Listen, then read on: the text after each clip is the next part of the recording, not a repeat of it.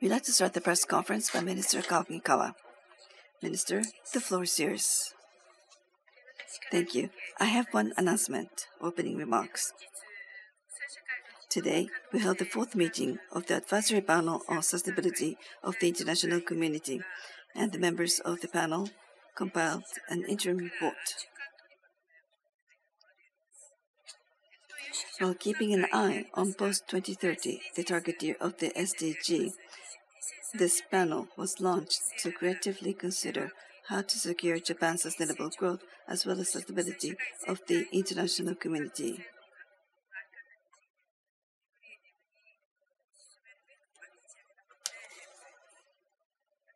I myself have gained new insight as well as gained new takeaways as a result of the active discussion that took place in the course of the advisory panel.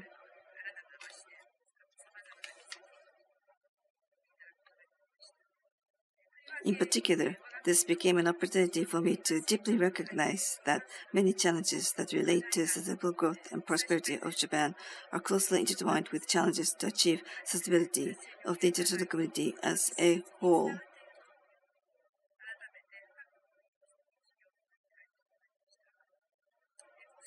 As efforts related to sustainability for the international community faces many difficulties and challenges right now, it is important that Japan squarely face its challenges in a steadfast manner. We must rebuild economy and society, and we must create a model whereby we can realize growth and sustainability at the same time, and as a result, lead the international community as a result of those efforts. As was pointed out in the interim report, through the many ministerial meetings that I held in the course of TICAD, I've come to feel firsthand the very strong expectations for Japan's technology as a result of those many meetings.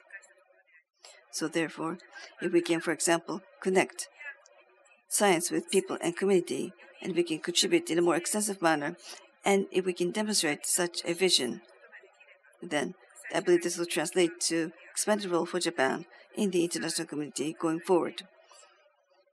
We will utilize and leverage the viewpoints that we gained as a result of the interim report in our future diplomatic efforts. That is all from my side.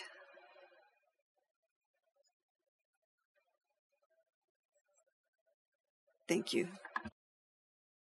We will now take your questions. If you have any questions, please raise your hand. No question? So if you have questions, please raise your hand. When your name is called, please come to the microphone and state your name and outlet. Kamimura-san of Yomiuri, please. This is Kamimura from Yomiuri.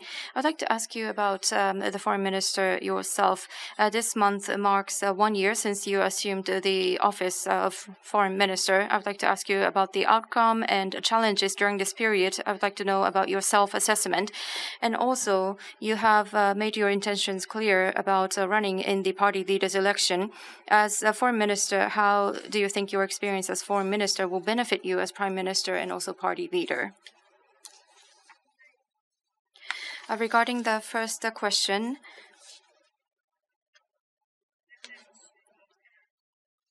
it is going to be close to 1 year since I became foreign minister. During this period, I've visited 43 countries and regions. These countries and regions include Ukraine to show Japan's posture of unwavering support, and also Palestine in response to the intensifying situation there. At the same time, this was an important period for Japan as we assumed the G7 presidency and also served as a member of the UN Security Council. Particularly in May of last year, G7 Hiroshima summit was held in Hiroshima, in a city which was hit by the atomic bomb. In order to realize a world without nuclear weapons, the leaders shared the resolute determination for realizing such a world and issued the Hiroshima vision among the G7 leaders regarding nuclear disarmament. Carrying on the outcome of this, in order to implement a Hiroshima action plan, I have made my efforts and put this into practice in various places, including the UN. Currently, the existing international order is being challenged. Ukraine, the situation in the Middle East, the Gaza situation have hugely impacted the international community, politics, the economy, and people's lives. The security base is now expanding into such domains as the economy and cyber. This is a fact that we recognize. And furthermore, the global issues, for example, the impact of global warming, have resulted in more severe natural disasters in many countries around the world. These issues cannot be addressed or resolved by a single country. This calls for cooperation and collaboration to also take measures to prevent the occurrence of these issues. This requires unending efforts to be made by countries around the world. The conflict situation and also the natural disasters during this time, also the impact of global warming. These issues need to be addressed by the allies and like-minded countries. This requires further strengthening of security cooperation with such allies and like-minded countries. The security environment surrounding Japan is becoming more severe, and this calls for dialogue and collaboration with various countries to engage in co-creation, and we have strengthened relationships with such partners for co-creation. From these perspectives, I visited the US in July, and also the Philippines, and also India in August to conduct 2+2 meetings with respective countries. And this week, with Australia, that I will be visiting, I will have held 2+2 meetings with 4 countries in 2 months. I believe this embodies the expanding Japan's security policies. Over the past 1 year, I have felt firsthand that Japan's journey over the past 80 years as a peaceful state owes to the efforts made by our predecessors, and that journey is leading to Japan's trust and expectations that the international community places on Japan. In order to respond to such expectations, I have thought about what needs to be done and to focus on, for example, the WPS, Women, Peace and Security, and made efforts to contribute to the world peace. And from this perspective, I have engaged in diplomatic efforts, and I believe we have been able to receive support from various countries. Such trust given to us is a great asset to Japan's diplomacy. Trust as well as expectations need to be left to our future generations based on the basic philosophy of the rule of law, dignity of humankind, in order to maintain and strengthen the international order, free and open international order based on the rule of law. I will continue to exert my utmost efforts. And I believe your question next was how my experience as foreign minister will be helpful. As the face of Japan's diplomacy, I have worked on the front lines of diplomacy. The current international community is experiencing a further division and confrontation. I believe that personal relationships based on trust with state leaders and foreign ministers from across the world is becoming ever more important regarding what is happening globally. In order to make a sound judgment and make decisions, I believe such relationships founded on trust is crucial. The security environment is becoming more severe. In order to navigate Japan's diplomacy, I believe that such experience and trust that I have been able to build will be helpful. Diplomacy and domestic affairs are two sides of the same coin. A confidence in domestic affairs and also support and understanding of the people in domestic affairs, I believe, is crucial. This relates to the third policy that I mentioned when I first became foreign minister. Diplomacy supported by the people will be a great power. When this is coupled with the proven record, we believe that this is when we can truly demonstrate the true value of diplomacy. As foreign minister, I have visited various places, including Africa, India, Central and South Americas. I have seen women and young people with gleaming eyes taking on new challenges in their respective regions. They have stepped outside of the conventional box, and they are trying to step outside of the box. Such vitality and energy need to be incorporated into our country, into the state building. That's something I felt firsthand from looking at the gleaming eyes of such youth.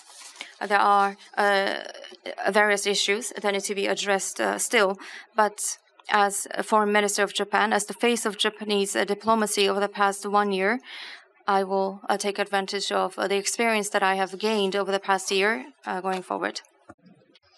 Igarashi-san from NHK, please.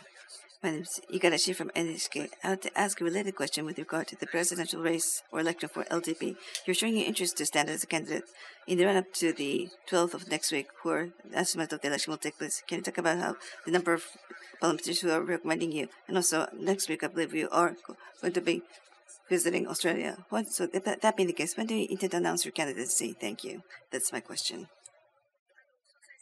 Yes. This is a question with regard to the presidential election for the LDP. As far as the number of recommendees are concerned, we're now in the stage of the final adjustment. And I believe we are beginning to see the possibility of securing 20. Of course, we still have to work out the details, but I would like to carefully meet with various people and continue on with my very careful explanation. With regard to the announcement and the preparation for the candidacy is concerned, we are indeed accelerating our preparation for the candidacy. Now, when do I intend to announce my candidacy? When and where? All these are now being adjusted and coordinated with people who are supporting me in earnest. So I would like to make coordination in that manner. So that is the request which I have been making to various parties concerned. Now, my impression is this. In the activities toward the LDP presidential election, I believe this really represents a chance for change in the LDP and also change in the Japanese political situation. I believe my candidacy and the presidential election race and presidential election is one such possibility. I will listen to various views of each people. And I want to make sure that we take care of the process whereby we listen to each people concerned. And I believe this is going to be important as we try to deliver the aspirations of each individual Japanese citizens. So that being the case, I would like to make sure that we safeguard such a process, and that is the attitude I take up on this matter. Thank you. Now, also from overseas, we ask correction. Outside Japan, there's great interest as to what the new face of Japan will be going forward. So, what new face can Japan present to the international community? This is a very important matter as well. So today, as well as going forward, I would like to continue to make efforts. Thank you.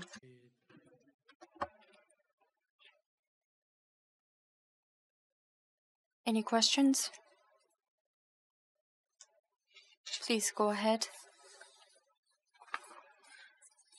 I would like to have a follow-up question regarding the party leaders' election. Chief Cabinet Secretary Hayashi is set to make an announcement this afternoon for his candidacy. As for nominations for his candidacy, we've heard that he has not able to gain as many.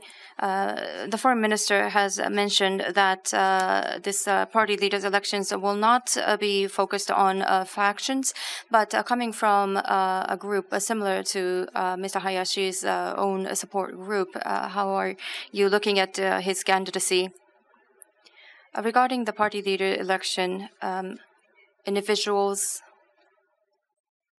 with motivation will gain support from other people to receive nominations, and they are conducting their own activities.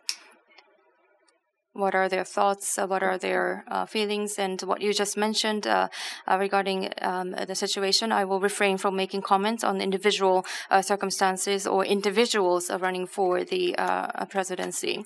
As I said before, I will share my thoughts, my feelings with individuals, and a team has been formed. Yesterday, Team Yoko has been established, and I will work to expand the support circle of this team, and this has given me strength, so I am very grateful for the support that I have been afforded. Through this kind of new movement, my candidacy hopefully will shape a new mode, a new form of party leaders election. So I will work till the end. Thank you very much. This concludes the press conference.